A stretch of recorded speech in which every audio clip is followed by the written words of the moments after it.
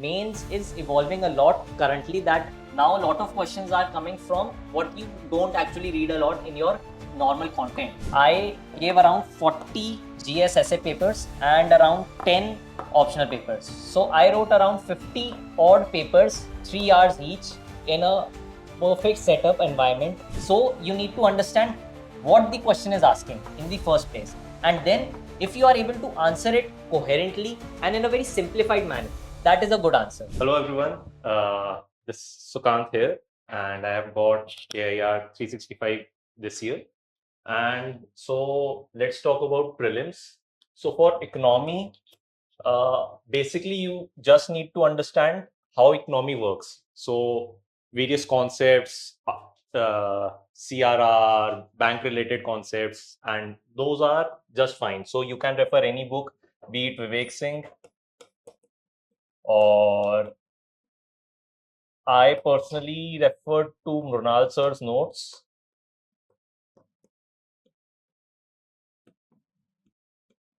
Though they are too long, I mostly refer to the pillar one, which has most of the concepts. Rest are totally fact-based, and mostly I have a tendency of not remembering the facts.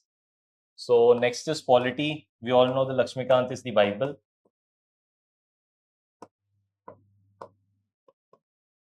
Though the handwriting is very crude, but I think you all know about the sources, so it shouldn't matter. For environment and regarding Lakshmikant, each and every word is important, including referring the Constitution for fundamental rights, DPSPs, and I think this should be fine, because mostly UPSC will focus on how the language is written for fundamental rights and DPSPs. Now moving on to environment. For environment related questions, there is no fixed source that is currently in the market, but I personally refer to Shankar IAS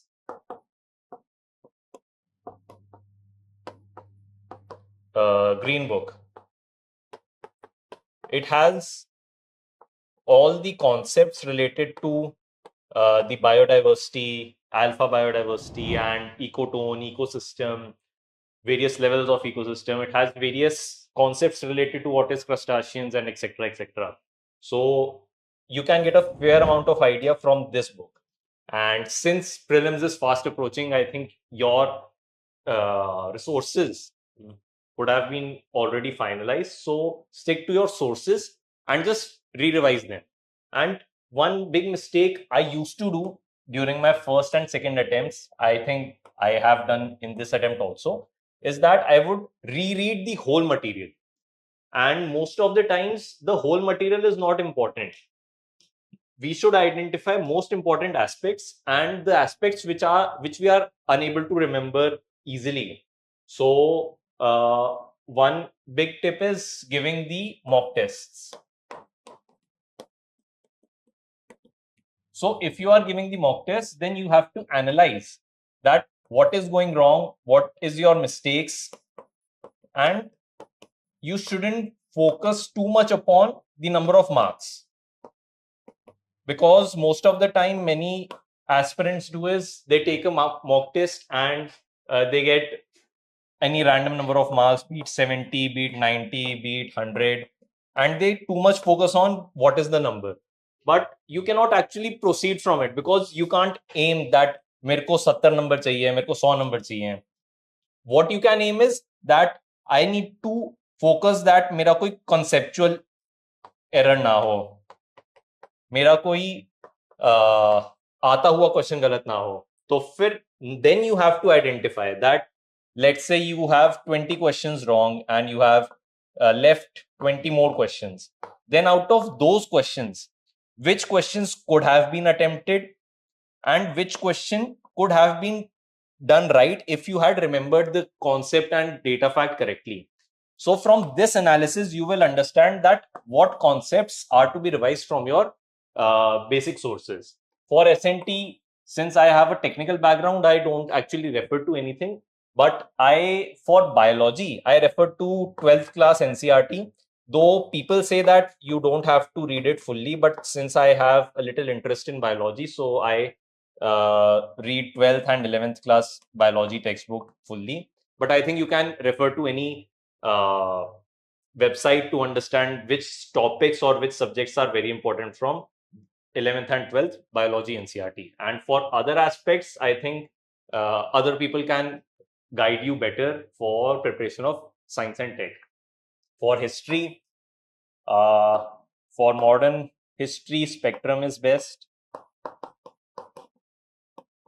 And for ancient and medieval, I just refer to one textbook, which is Tamil Nadu NCERT, and that's it.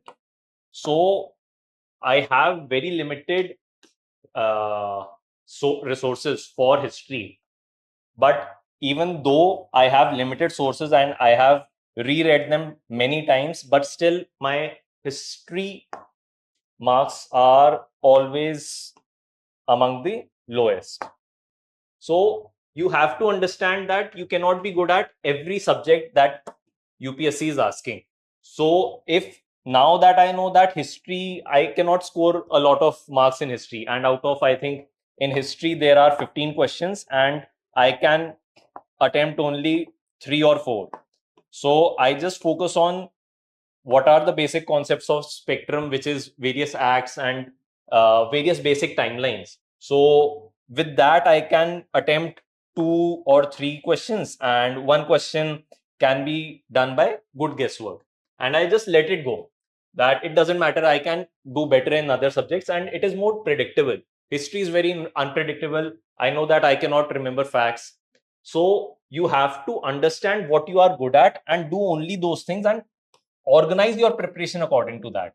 Earlier, I was a little skeptical on what should I do, what should I not do, and just referring to various toppers, that what did they do and what I can do. I would just watch any toppers video, and let's say I watched a toppers video who said that you have to study 12 hours a day. I would just keep a stopwatch and check that I studied 12 hours a day or not. Though it is a very good start for an initial aspirant, because we usually don't have the tendency of doing a lot of sitting. Usually the new aspirants get up in around 5 to 6 hours, and that's the max that they can sit in a chair and read something. But this is a very good starting point to get into hang of reading and doing stuff. But this is actually not a correct strategy for a smart work, because we are too much focused upon how much hours we are putting in, but not on what we can do and what we have actually done. Most of the times when I would study for 12 hours a day or something like that, my efficiency will drop. And after this phase of studying a lot of hours, I understood that my efficiency drops after 45 minutes or so. So now I have kind of a rule, not actually a rule, but yes, it will happen that after 40 minutes, I will get up from my seat and I will just roam around. I would watch some YouTube, and then I will get back to the study. So if you have this tendency, and you have to first analyze if you can sit for long hours or not, because I have a study partner who can study for long hours. So it will not work for him that he gets up every 40 minutes or so. So first try if you can, how you perform when you are studying 12 hours a day, and you should at least do it for 3 weeks. This is for actually new aspirants only. And then you will understand what you are. Then if you can study for long hours, then it is the best. Since my efficiency drops a lot, then I took this approach. And since I get bored in 40 minutes or my efficiency drops in 40 minutes, so I need a good pastime, which doesn't take a lot of time. It should take 5 to 10 minutes. And then I should get back to studies. I actually explored many pastimes, be it YouTube, be it etc., Pomodoro technique, etc. But though it is a Pomodoro technique only, but what worked for me was studying with a study partner. During my first attempt and during my third attempt, I actually studied with my study partner only. And by this method, after 40 minutes, when my efficiency drops, the conversation will automatically start about what I am reading, what can be done, what to eat. You eat, many people tend to eat a lot during preparation. Obviously, Swiggy, Zomato, that's not important. So, yes, now for these type of people, study with a study partner can be a very huge blessing. But it is very difficult to find a study partner who can work at your pace or your thoughts are aligned. So don't just take it for a fact that I need a study partner, or taking it as an excuse that I don't have a good study partner, I cannot study for long. I have given my second attempt also without a study partner. And though I didn't clear the mains, but I left the margin that I couldn't clear mains was by 3 marks. So still I did moderately well in mains in second attempt also.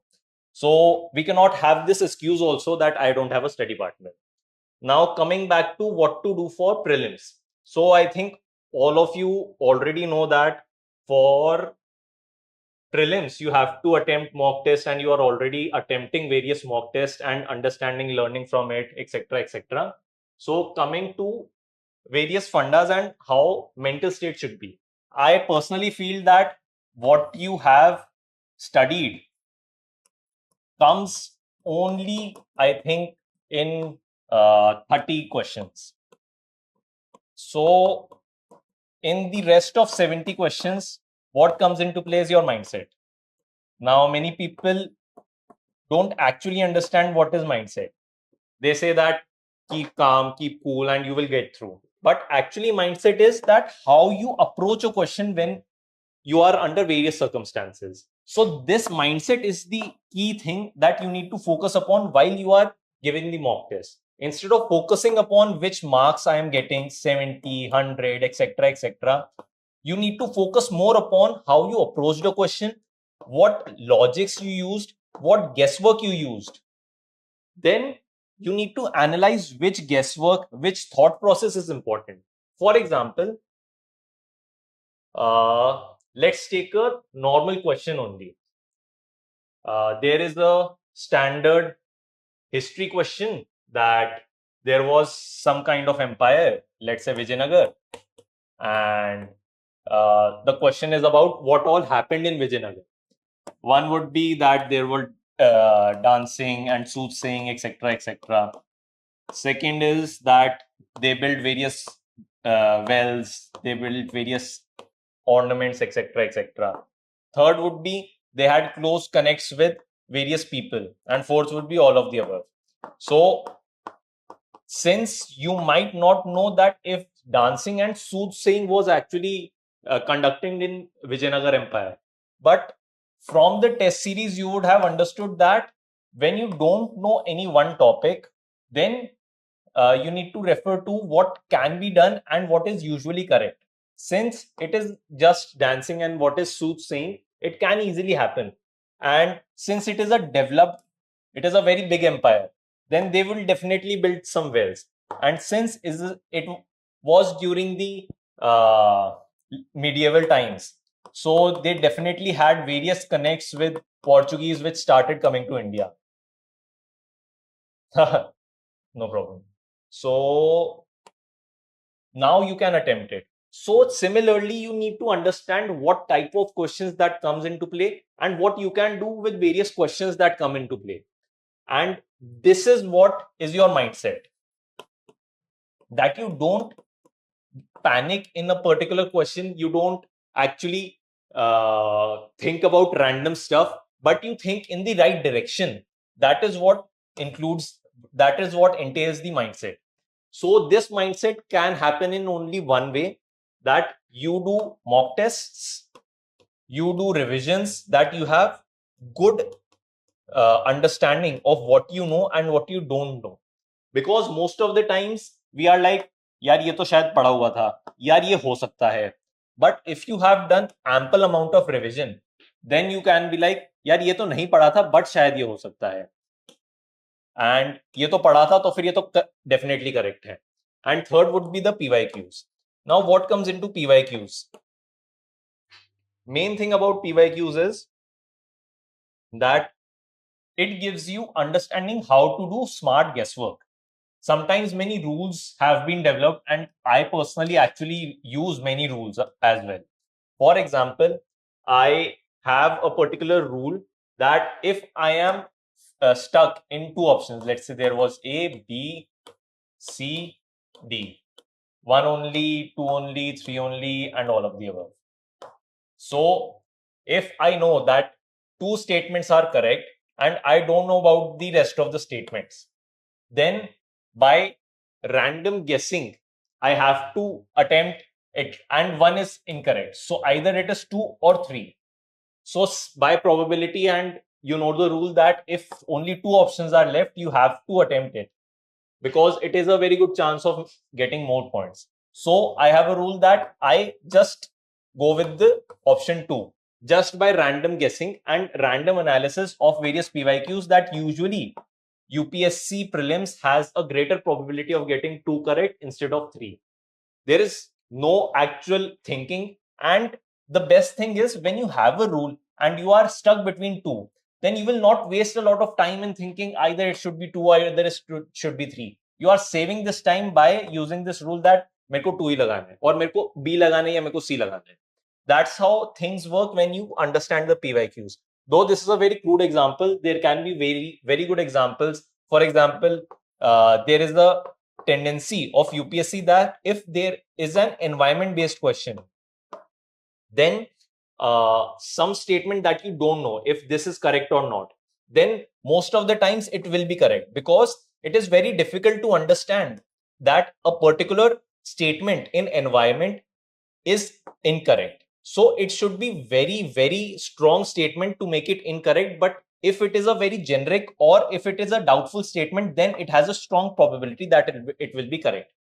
Similarly, I have a rule for ancient that if I don't know a particular statement, I will say ancient and history, then I will say that it is wrong because there are so many facts and I know I cannot remember facts, and just by random crude analysis of the PYQs, I have seen that ancient and medieval have a lot of statements which have a tendency of getting incorrect, even though they feel like that this can happen. For example, I still remember there was a question when it was written that in Vijayanagar Empire, a particular king had a particular built a particular temple in particular time.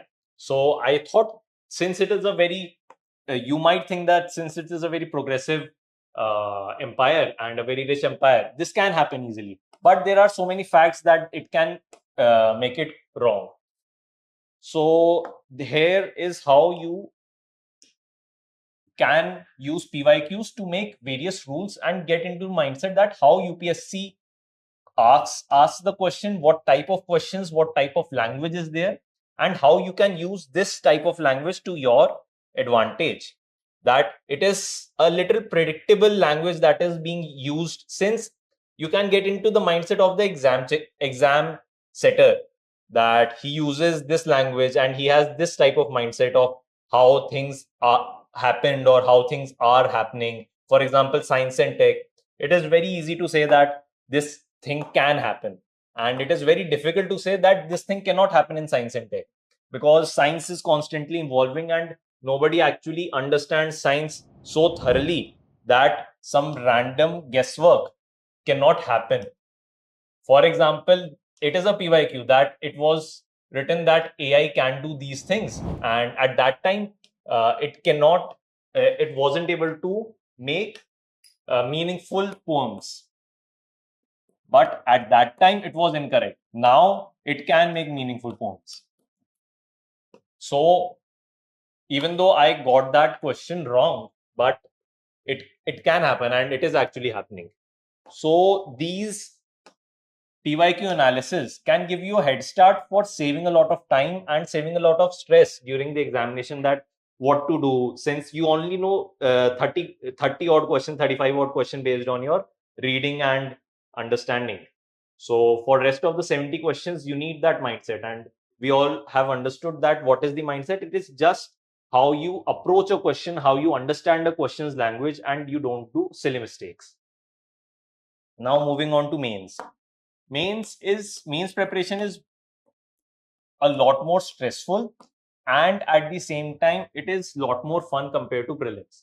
Why? Because in mains there is no particular thing that is wrong. You have a blank canvas in front of you and you can innovate any type of format, any type of answer writing skill you can, while it is not in the prelims. So it is a lot more creative aspect of UPSC examination, and hence you can actually enjoy it and take lesser stress.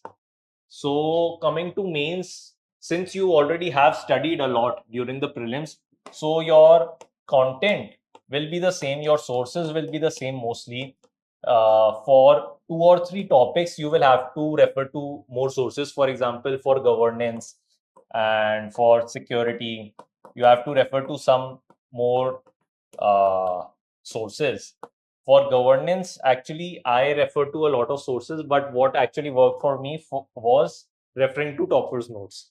I refer to 2, 3 toppers notes, so you can do the same. And I made my self notes, which are with me at all the times since my first attempt.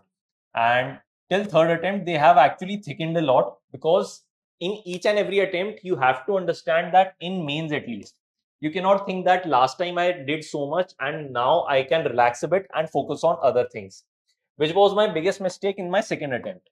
I thought that I have got a decent enough marks in GS3.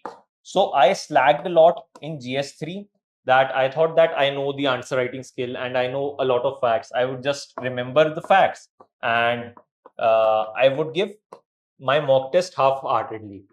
Hence, my GS3 marks in my second attempt dropped a lot. So, what is the key learning? That you have to understand that each and every mains is a new thing. Even if you got AIR1, even if you got any amount of marks, you have to put in the same effort and you have to put in more effort in each and every subject that you have. A basic thing can be that if you have a technical optional, then you can think that I can give a lesser amount of time.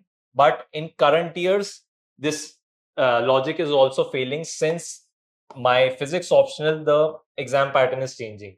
So I have to focus more upon the numericals, while earlier it was focused more upon the derivations and much more rote learning.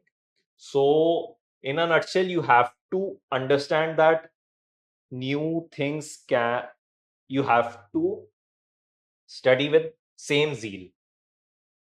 Now let me take a new page. Moving forward, let's focus on mains preparation. Since this time mains has a lot less time. So basic mains preparation, what I have done ever since my first attempt is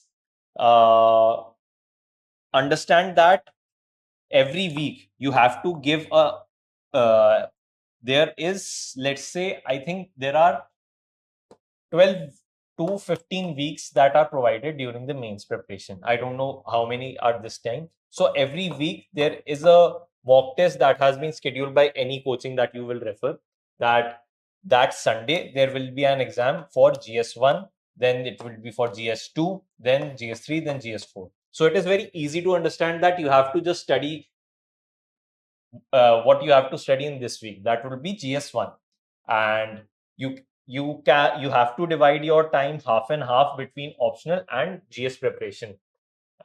Irrespective of whatever optional you have, I actually cannot say with smaller optionals, but I think with whatever understanding I have talking to my peers, that each and every optional requires a lot of effort, even though if it is small or big.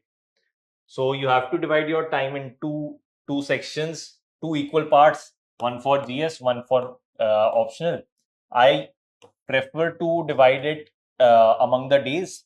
For example, I have 4 sections: post breakfast, breakfast to lunch, one set, lunch to dinner. I can get 2 sets because I do lunch around 12 and I do dinner around 6 and I do snacks around 4. So my before snack is one slot, my after snack to dinner is other slot, and dinner to sleep is my final slot. And by dividing this slot according to your lifestyle is the most important part. Hence, by understanding what your lifestyle is and how you can divide your study times, you can understand that which time you can, how you can allocate these study times equally between the two parts, which is GS1, GS and optional. So, in this method, you have to also understand that which part is most productive and which part is least productive. For example, my breakfast to lunch slot was usually less productive, and my most productive slot would be post lunch and post dinner. So I will divide my two sections is post breakfast will be GS and post my snacks will be GS, and post lunch will be my optional and post dinner will be my optional. So you have to understand this also when your energy is high and when your output is high. So many people actually divide it in a straight jacket that before 2 p.m. I will do GS and after 2 p.m. I will do optional. But that is where many people don't understand that your lifestyle is closely associated with what is your mood and what is your energy throughout the day. So you have to factor in this before making any plans and before making any schedule for studying. Moving on, now that you have study division among throughout the day, you can now pick up what you have to do and what you have to read. In my first attempt, my biggest advantage was that my study partner was already a selected IPS, who was Harish Jain, and he guided me that mains is all about answer writing.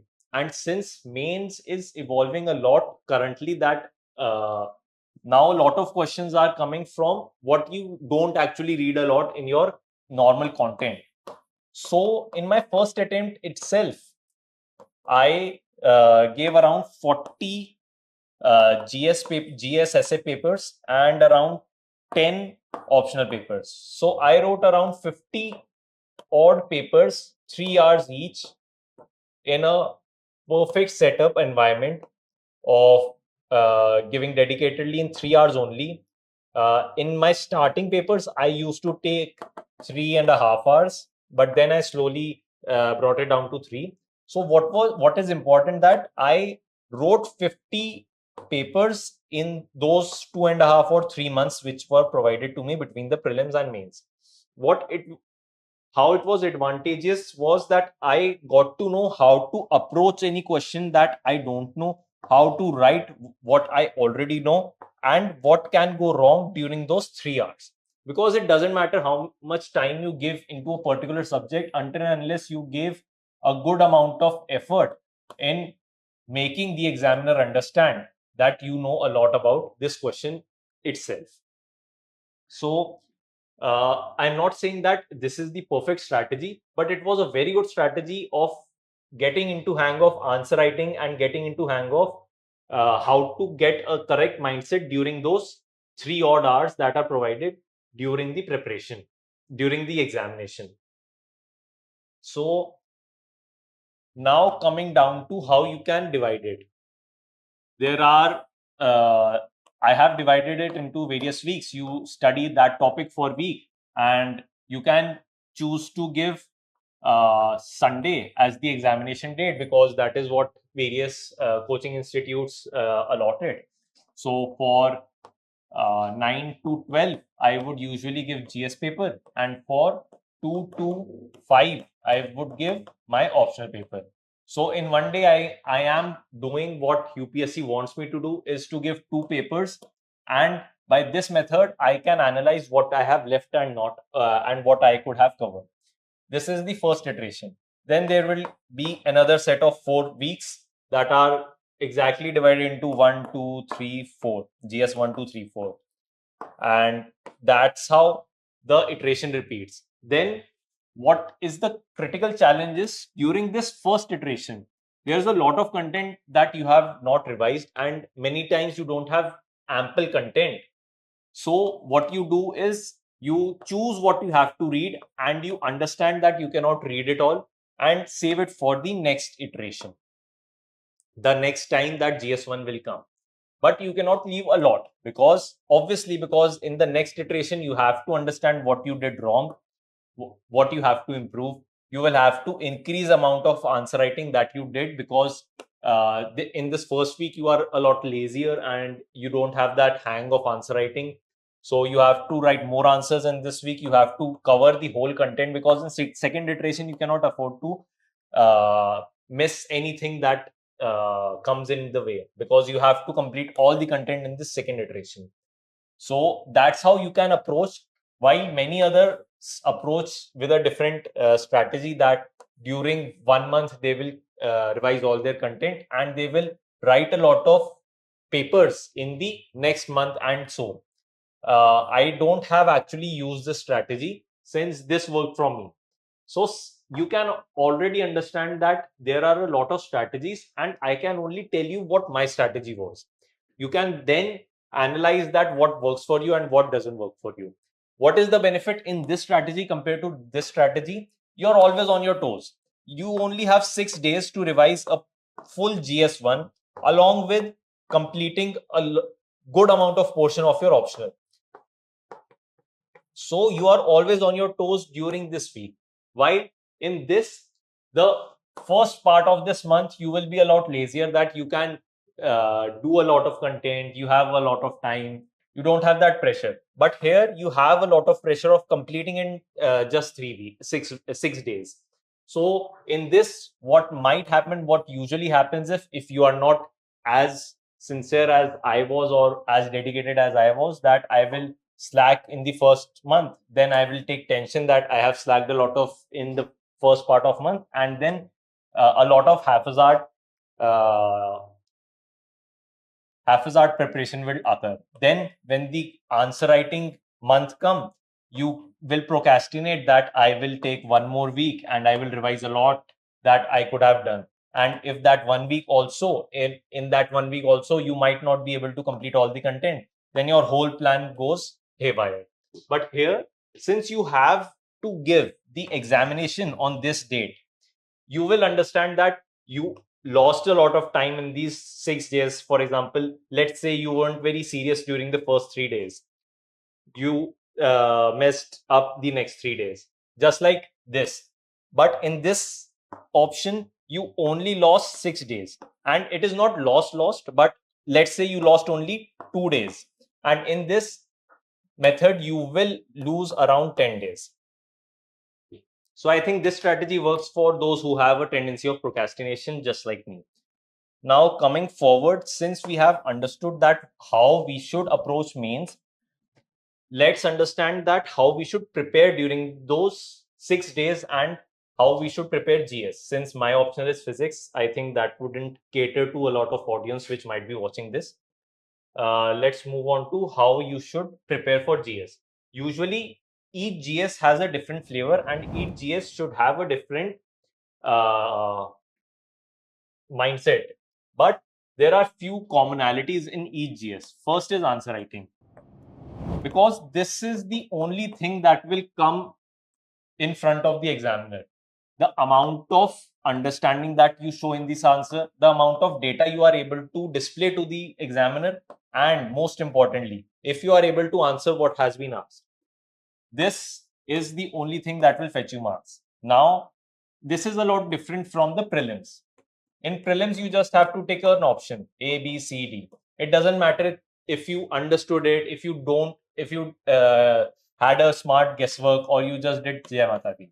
But in here, you cannot actually fool around the examiner that you know the question, you know about what has been asked, and you know how to fool him around. So here, you need to know how to write a good answer. What is a good answer? Which actually answers the question. It is as simple as that. So you need to understand what the question is asking in the first place. And then if you are able to answer it coherently and in a very simplified manner, that is a good answer. Because it actually, if you become a civil servant, and particularly IAS, because everyone, this examination in itself was catered for selecting IAS and IPS, which have a lot of public dealing. You have to understand how to make the layman understand what you know and what can be done. So first priority will be answer what has been asked. Second is make it so lucid that even a villager can understand. And third will be that you provide the data. Most of the times people focus too much upon this, how much data I can give, how much examples I can put in, how much effort I can put in, how many points I can put in. These are only the clogs in a wheel. They can only make that car move forward. But what is important in a car is engine. And this engine comes from understanding the question and making the examiner understand that you understood the question and you are answering that particular question that has been asked. So first would be the understanding. So these top two priorities can only be catered to when you have done a lot of answer writing. So now what you can do is what is a good approach and what maximum people do is write daily answers. So daily answer writing is very critical, and let me tell you why. Because if you allocate, let's say, half an hour or 1 hour for answer writing, you will understand that many answers you weren't able to understand, many answers you weren't able to actually answer what was asked, and thirdly, how bad is your presentation, which means that your peer is not able to understand what you have actually written. So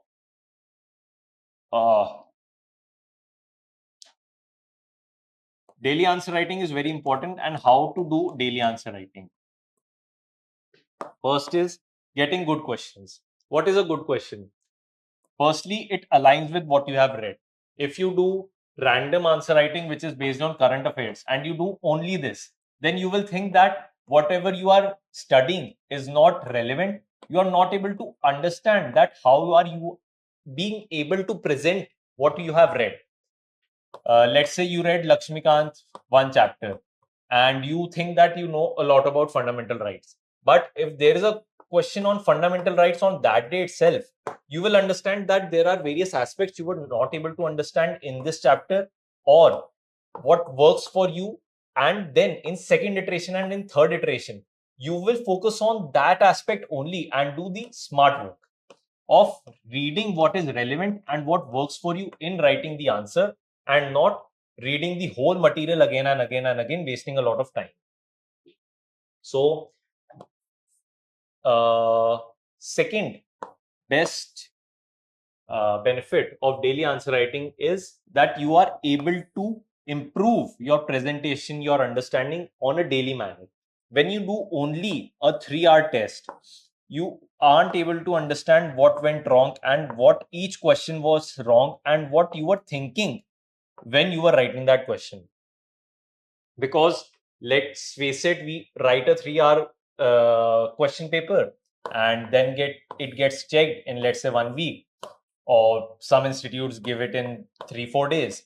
Then we just focus on marks, that how much amount of marks we actually got, and we just focus on what actually content can we build up and forget about how we can improve. We feel that if we knew that what was asked, what is the basic content that was required in the question, we would have done better. But in reality, in the actual mains examination, there are a lot of questions which you will not have a lot of content on, which you might only have 1 or 2 line content. For example, there was a question on CAG and there was a question on Attorney General, where yes, people only knew the article regarding the Attorney General and how he's appointed. So how you are able to write 150 words in this thing can only be understood by daily answer writing, not by the 3-hour test. Now, on the last day of the week, why you are writing a 3-hour test? Why can't you write only daily answers, three answers of what you are studying the day and moving forward with it? So main thing is mindset during the paper. Firstly, we don't have the stamina of going on for 3 hours and writing for 3 hours continuously. Our hand hurts, we get tired, a lot of things can happen. We might drink a lot of water, then we have to waste 3 to 4 minutes to into the washroom. So there are various nitty-gritties of giving these 3 hours to your best efficiency, which you will understand only by giving this multiple times. So this is why 3 hours is important, and you can only improve your answers by daily answer writing. If you think you will improve by these 3-hour tests, it is very difficult. Why?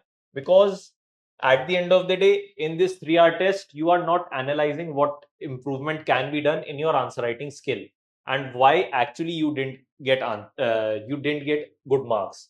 So at the end of the day, you will be repeating same mistakes. You will be not answering the same question and expecting a different result. That is actually a foolish thing to do and foolish thing to expect. So daily answer writing and answer writing at the end of the week is very critical, and that is what needs to be done. For the other strategy of giving 3-hour test in a particular month, what other people do is they don't skip that daily answer writing. So while they are studying in that first month and not focusing on 3-hour test, they are focusing on how they can improve in that mains answer writing skill. And then they give 3-hour test a lot.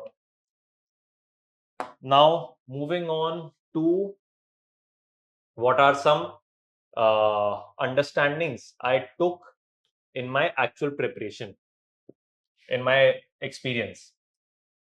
In my first attempt, I actually followed my mentor's advice, which was Harish Jain, and I did a lot of tests and a lot. But at that time, I was a lot of scared of what will happen in mains and that is the basic fear of the exam that took me over, and I wasn't able to understand the content completely. So what actually is a common mistake that we focus on finishing the content first and not understanding that if we are able to replicate in my actual answer writing or not. So a lot of work that we do goes to waste. Instead, we should only focus on what can be done and what is actually achievable. Let's say since there was a question on Attorney General, I am reading a lot on Attorney General. But let's say I've wasted my whole day on reading on Attorney General. Then also, even if I face that same question, then also it is a fact that you will not improve a lot from what you would have written from just reading Lakshmikant. Why? Because your answer writing skill is at that level only. So even though you know 100 things about Attorney General, but you don't know what can be coherently written in that whole framework of that A4 size sheet and how well it is presented, because you have to write in your own words, not in the words that you actually read in the book. So what is important is understanding what you actually want to read is the key aspect for this examination. That is done only by daily answer writing and actually analyzing that if you are able to replicate what has been asked, if you are able to replicate what you have actually studied or not. Moving on to mistake number 2 that I did in my second attempt. It was focusing too much on my mark sheet, that I have to just increase this number of marks. I can actually waste a lot of time and don't focus on GS3 and this thing. You actually cannot aim what number of marks you are getting, because actually it is intangible. It sounds wrong, but it actually is right, because you cannot think that I will do these things and this will improve my 10-20 marks. How is this possible? Because it is totally a subjective paper. It is not just like prelims, and even in prelims you cannot say that I will study this much and this much will be guaranteed. What you have to focus on is what I have to read, what I have to put in effort, and that should be my target. My target should never be I need to score this much marks, I need to study this much amount of hours, because that is not actually the goal. The goal is actually this thing, that I have to read this much, I have to improve this much, I have to improve the next day, I have to read this thing the next day, I have to focus on these things in my second iteration, in my third iteration, and before the examination. this is what is a target. This is actually not a target of scoring 420 plus. This is a random target. You cannot actually quantify that what I have to do for 420 plus. People will say for 420 plus, you have to do this, and this. You will definitely get 420 plus. But what is the issue in this? Since the examination is too subjective, it is just like life. You don't know how you will get succeeded in life. There is no single mantra. Then you will get attached to these only options because you have the target of 420 plus. But if you have the target of writing a good answer which actually answers the question, it in itself is very dynamic. Then only you can understand what you have to aim and what you have to put in effort and what you have to do the next day, the next hour, and next second to improve. And that is your goal. Your goal is never getting 420 marks or more. Your goal is to improve each and every day. Your goal is to write a good answer which is lucid in manner, which can be understood by layman, and which answers the question. So my third big mistake might have been, which is a common mistake which actually everyone does, is focusing too much on the result. That is self-doubt, that if I can make it or not, if this amount of preparation will get me through, what will happen if I don't get through, if this preparation is good enough or not. Let's say I was unable to study for 1 week, then I will go through self-loathing a lot, that I have wasted a lot of amount of time, and this is not what toppers do. This is what not is expected from a good aspirant. Then it will go in a vicious cycle, and I will waste a lot of time in the next week. And this actually hurts a lot when it is just before the examination.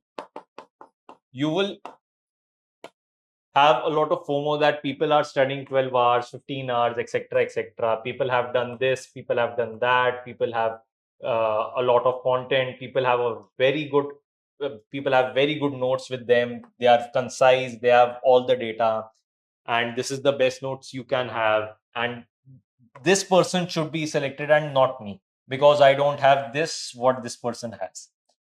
So this is actually very negative. Why? Because we are not focusing on us. We are actually focusing on the other. What is expected from us, what we actually think is a rule, that this should be done. This is what a good aspirant is. This is what should have been done, and this is what I have missed. Hence, I cannot go with the flow, and hence I cannot clear this examination. Basic thing is that we actually are conditioned in this way only during our childhood days. Why? Because जब तक हमें tension नहीं होगी तब तक हम पढ़ते नहीं थे. That is what engineers mindset is also, that examination के एक दिन पहले ही पढ़ना है. क्यों? क्योंकि टेंशन हो रही है कि यार एग्जामिनेशन में पास हो जाए ना हो जाए. What is actually required in life and what is actually required in this examination is just keep doing what you need to do, keep doing what has to be done, and do not focus on what others say, what others expect of you. You have to just focus on what you expect from you and what you think that is right to do. And this is where comes honesty. Honesty is the most critical thing that you can do in life, not only exam. You need to be honest with yourself each and every second, that if you are doing the correct thing or not. If you are honest with yourself, if you know what your conscience is saying, then even if you are doing what others say it is wrong, then also you can clear the exam, and then also you can succeed in life. Because, for example, there are a lot of toppers who have written the paper in a paragraph format, and they have got a lot good marks in GS, and that goes against the convention, that goes against the rule that have been set up in this UPSC market, which is that you have to put in points. You have to write at least 3 points. You have to write at least 5 points in a particular head. You have to give 2 heads in a particular question, and you have to write 3 heads in a 10 marker question and 3 heads in 15 marker. This is just a gauging pattern. This is just a reference. It is not a rule. And we should not focus so much upon rules that we aren't able to understand what is our originality and what works for us. Similarly, you need, coming back to what I have actually told, that you have to study 12 hours a day. That was established a rule by various toppers. But if you know yourself and you cannot study and you are just sitting in that chair for 12 hours, that doesn't make sense. Then you can do that Pomodoro technique, or you can do other technique. I am saying that it is a good option to study with your study partner, but if study partner is not sincere, or if you aren't that person who can do good with a study partner, then you will fail. So what is actually required is to be honest with yourself and understand what you are doing. Many times we actually do actions without thinking and without analyzing their result. We do a particular action, we get a bad result, but we keep on doing that thing again and again, expecting a different result. So that is where this vicious cycle is, and that is what is the reason for many of the people for not clearing this exam, and more importantly, not understanding the crux of life, of what a good life for them will be and how they should actually spend a good life, and they spend it in a lot of frustration, etc., etc. So that's all from me, I think.